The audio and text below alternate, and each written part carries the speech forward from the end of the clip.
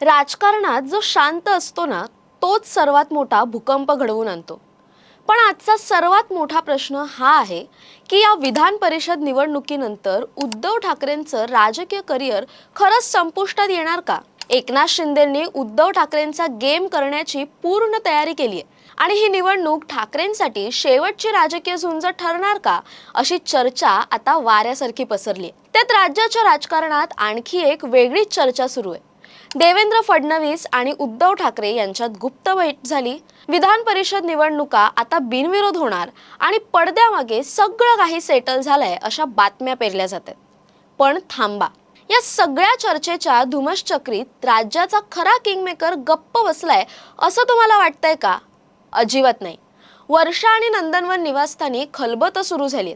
ज्यांनी एका रात्रीत 50 आमदार घेऊन अख्खं सरकार पालटलं ते एकनाथ शिंदे आता विधान परिषदेत असा काही 10वा उमेदवार उतरवण्याच्या तयारीमध्ये आहेत की ज्यामुळे थेट मातोश्रीची झोप उडणार आहे. आज आपण उलगडणार आहोत शिंदेंचा तो प्लॅन 10, ज्याने विरोधकांचं गणित पार कोलमडून जाणार आहे. लोक म्हणतात शिंदे गट म्हणजे तात्पुरती लाट आहे, पण लोक हो, जरा आकडे बघा. आज एकनाथ शिंदेंची शिवसेना राज्यातला क्रमांक 2चा पक्ष म्हणून खंबीरपणे उभी राहिली आहे. लोकसभेत त्यांनी आपला स्ट्राईक रेट दाखवला, विधानसभेत ताकद सिद्ध केली आणि आता गाव पातळीवरच्या नगर परिषद असोत किंवा महापालिका, सगळीकडे धनुष्यबाण वेगाने धावतोय. दररोज शेकडो हजारो उभाटा शिवसैनिक शिंदेंच्या कामावर विश्वास ठेवून पक्षात प्रवेश करतायत. इथे एक गोष्ट लक्षात घ्या, ही गर्दी केवळ सत्तेसाठी नाहीये. हा कार्यकर्त्यांचा एक असा ओघ आहे जो सांगतोय की आम्हाला काम करणारा नेता हवाय, फेसबुक लाईव्ह करणारा नाही. हा मेसेज आता तळागाळापर्यंत पोहोचलाय. ही केवळ संघटनात्मक वाढ नाहीये, तर हा एक नरेटिव्ह आहे. खरी शिवसेना कोण? हीच वाढती ताकद शिंदेंना आत्मविश्वास देते की ते विधान परिषदेत पुन्हा एकदा चमत्कार घडवू शकतात.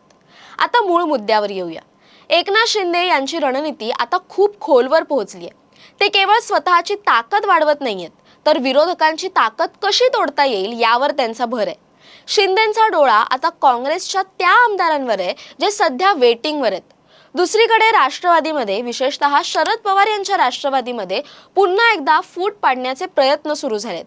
राजकीय वर्तुळात चर्चा तर अशी आहे की मवियाचे काही आमदार आजही शिंदेंच्या संपर्कात आहेत आणि ते फक्त एका संधीची वाट पाहत आहेत. म्हणजे गेम एकदम क्लिअर आहे. स्वतःची ताकद वापरायची आणि विरोधकांची ताकद तोडायची. सध्या भाजपचे वरिष्ठ नेते ही निवडणूक बिनविरोध व्हावी अशी भूमिका मांडत असले तरी एकनाथ शिंदे मात्र पूर्णपणे बॅटिंग करायच्या मूडमध्ये आहेत. नंदनवनवर तातडीची बैठक बोलावली गेली आहे. नेते, उपनेते आणि आमदार सगळ्यांना अलर्ट मोडवर ठेवलंय. शिंदेंचा अजेंडा स्पष्ट आहे, 10वा उमेदवार रिंगणात उतरवायचाच. इथे एक महत्त्वाचा ट्विस्ट आहे. हा 10वा उमेदवार कोण असेल? तो एखादा निष्ठावान कार्यकर्ता असेल की मवियाला मोठा धक्का देणारा एखादा बडा चेहरा? जर शिंदेंनी एखादा सरप्राईज चेहरा मैदानात उतरवला तर मतदानाच्या दिवशी विधान भवनात काय होईल याची कल्पनाच केलेली बरी. जेव्हा जेव्हा गुप्त मतदान असतं तेव्हा तेव्हा एकनाथ शिंदे हे रणनीतीचे विशारद ठरतात. काँग्रेसमधील नाराज आमदार आणि राष्ट्रवादी शरद पवार पक्षाच्या मतांमध्ये फूट पाडण्याची मोठी खेळी शिंदेंनी आखली आहे. मागच्या वेळी विधान परिषदेला काय झालं होतं हे आठवतंय ना? तोच ट्रेलर आता पुन्हा दिसणार आहे. ही निवडणूक शिंदेंसाठी फक्त एक सीट नाही, तर हे त्यांच्यासाठी एक पॉलिटिकल व्हॅलिडेशन आहे. जर त्यांनी 10वा उमेदवार निवडून आणला तर संपूर्ण देशाला हा मेसेज जाईल की शिंदे फक्त सत्तेत नाहीत, तर ते पूर्णपणे सत्तेत मुरलेत. हे सिद्ध होईल की विधानसभेत खरी ताकद कोणाची आहे. विरोधक कितीही गद्दारीचे शिक्के मारत असले तरी मतं मात्र शिंदेंच्याच बाजूने वळतात. ह्या निवडणुकीतून सिद्ध करायचंय. पण जर हरले तर तो धोका नक्कीच आहे. पण राजकारणात काही वेळा फक्त जिंकणं महत्त्वाचं नसतं, तर लढणं महत्त्वाचं असतं. कारण जर शिंदे लढले तर विरोधकांचं जे एकत्रित चित्र आहे ते पार तुटून जाईल.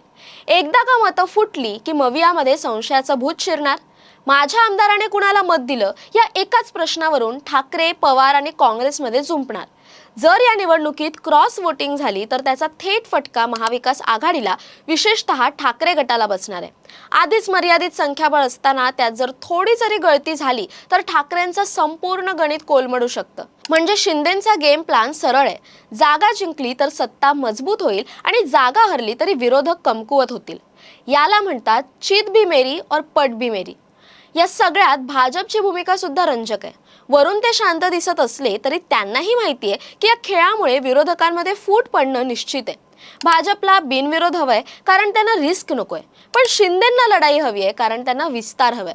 म्हणूनच शिंदे आक्रमक आहेत, भाजप शांत आहे आणि विरोधक सध्या प्रचंड गोंधळात आहेत.